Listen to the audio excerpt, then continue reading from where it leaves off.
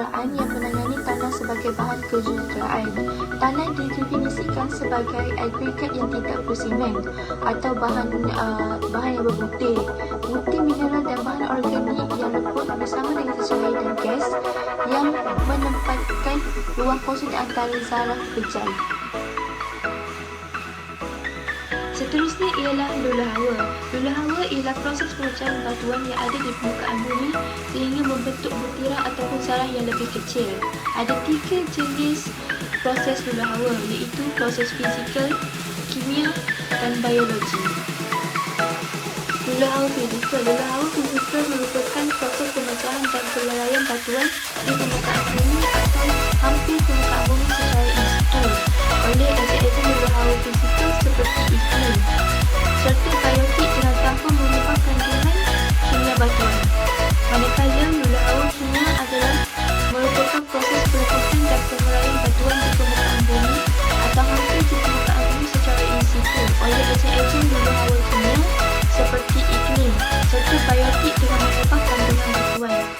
Dan manakala lula hawa biologi ialah merupakan proses perebutan, penguraian dan pemecahan batuan di permukaan bumi atau hampir permukaan bumi secara in situ oleh agent-agent lula hawa biotik seperti tindakan akar tumbuhan,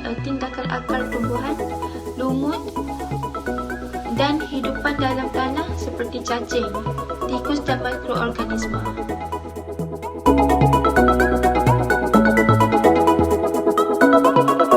Today I would like to share and discuss about my part, that is sediment soil formation process. What is sediment soil formation process? Number 1 is sediment soil result from physical and chemical weathering of rock. Number 2 is physical weathering caused by the soil to disintegrate into small particles through fault, temperature and erosion. Number 3 is chemical weathering caused by decomposition of mineral in rock through oxidation, reduction and carbonization. Number 4 is from the process they have 3 types of soil can be formed. There is organic, residual and transport soil. Formation of soil. As we can see a picture in this video, there is the formation of soil process. And soil is typically formed by rock weathering and disintegrate by the action of physical and chemical agents. Soil formation process. As we can see a picture in this video, they have a process. There is physical weathering and chemical weathering. Physical weathering through frost, temperature and erosion, and chemical weathering through oxidation, reduction and carbonization. They will make organic soil, residual soil and transport soil. Rock circle process. As we can see the picture, there is the process of rock circle process. A group of chain is the rock circle. Sedimentary rock or metamorphic rock may be converted into ugly rock or igneous rock.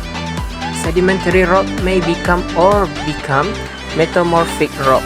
Metamorphic rock may transform into sedimentary or igneous rock. Soil layer. As we can see a picture in this video, they have 5 layers.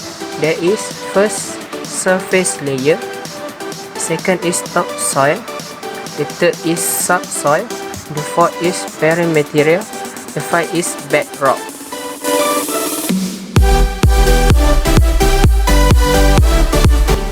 Saya akan meneruskan dengan jenis-jenis tanah. Okey, yang pertama ialah batu kapur. Kira-kira 150 juta tahun yang lalu, batu ini merupakan endapan lembut di dasar laut.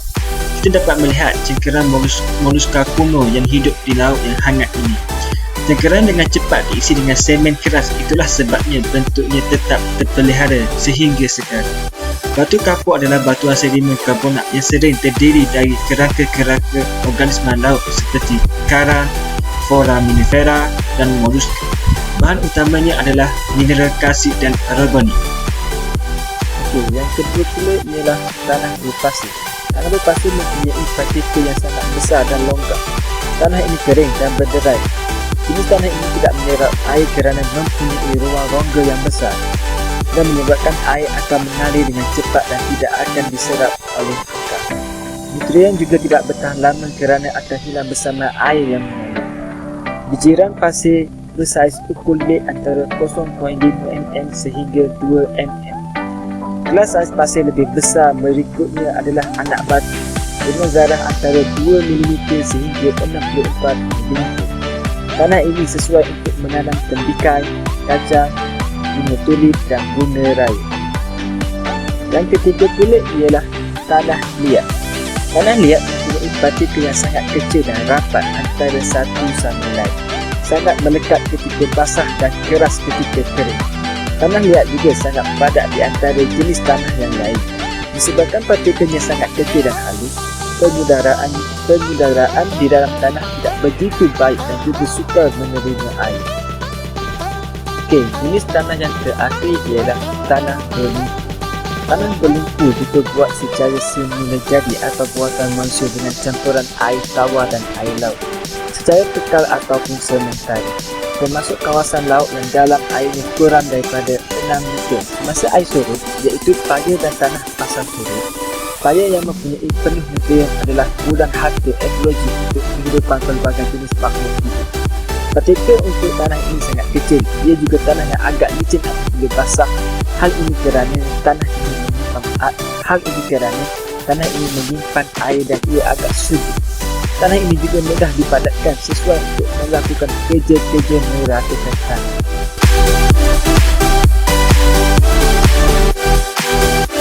Saya akan menerangkan tentang fasa hubungan.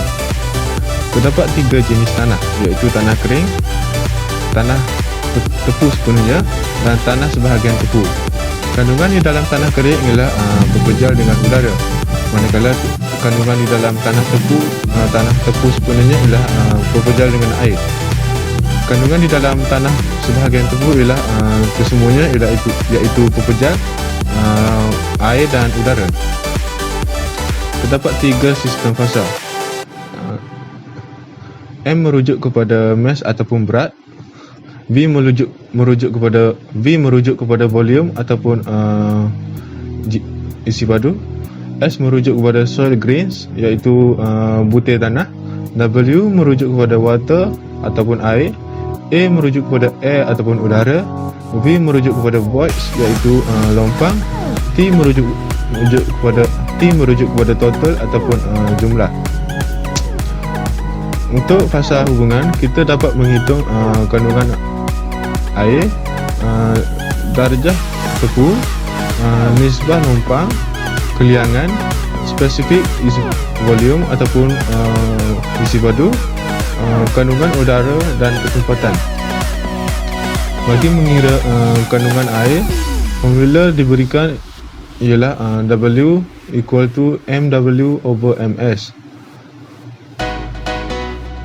Bagi mengira darjah tepu, formula yang diberikan ialah SR equal to VW over VB.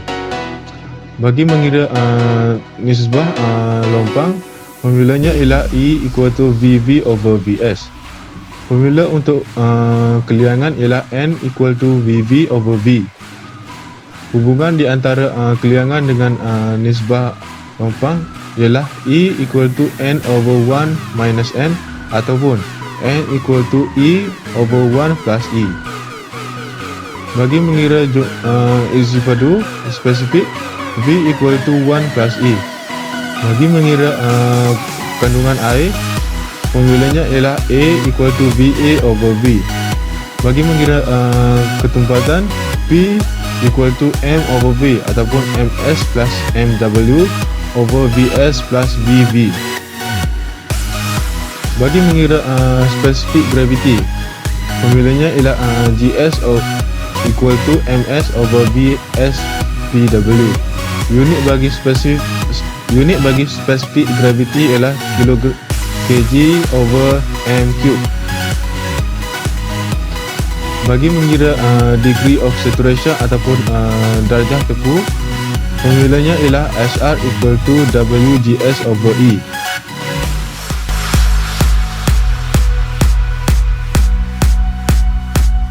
Saya akan membuat perbentangan dalam tajuk 1, iaitu tekanan air liang dan juga tegasan normal berkesan.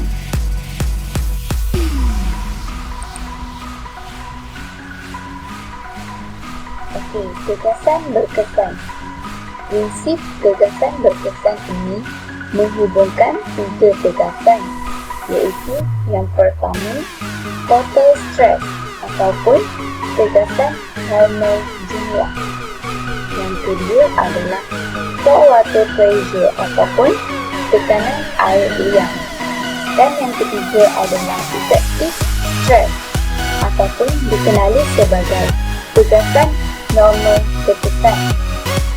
Okey, total stress ataupun tegasan normal jumlah pada satu satah di dalam jisim tanah adalah daya sunyi luar di dalam arah normal melintas satah tersebut, membayangkan tanah sebagai bahan pekerja. Manakala pore water pressure ataupun tekanan air liang pula ialah tekanan air yang memenuhi tiang di antara zarah-zarah pejal. Dan yang ketiga adalah effective stress ataupun tegasan normal berkesan pada satu satah mewakili tegasan yang dipindahkan melalui rangka tanah sahaja. Okey, ini hubungan di antara ketiga-tiga ini.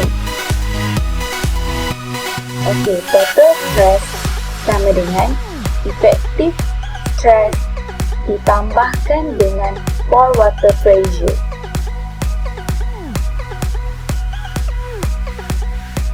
Okey, pentafsiran tegasan berkesan.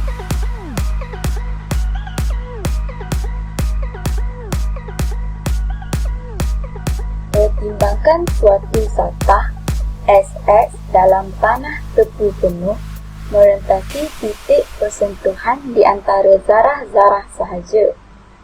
Daya normal P yang dikenakan ke atas kawasan A boleh dirintangi oleh tekanan air liang. Nilai dan arah daya-daya di antara zarah di dalam seluruh jisim tanah adalah sangat rawak, tetapi setiap titik penyentuhan di atas satah berombak boleh dipecahkan kepada komponen normal, simbolnya N1 dan tangent T terhadap arah satah yang sebenar yang dikira hampir dengan satah XX. Okey, jadi tegasan normal berkesan ataupun effective stress boleh ditafsirkan sebagai jumlah semua komponen dalam kawasan A dan dibahagikan dengan luas A. Tegasan normal jumlah ataupun total stress pula ditafsirkan sebagai P dibahagikan dengan A. Jika titik sentuh dianggap di antara zarah-zarah, tekanan air liang akan berpindah di atas satah merata seluruh kawasan A. Oleh itu, bagi keseimbangan di dalam arah normal kepada SS, P sama dengan jumlah semua komponen di dalam kawasan A ditambahkan dengan pore water pressure ataupun tekanan air liang luas A, atau P sama dengan jumlah semua komponen di dalam kawasan A dibahagikan dengan luas A dan ditambah dengan pore water pressure ataupun tekanan air liang dibahagi dengan luas A. Jadi, total stress ataupun tegasan normal jumlah sama dengan tegasan normal berkesan ataupun effective stress ditambahkan dengan tekanan air liang ataupun pore water pressure.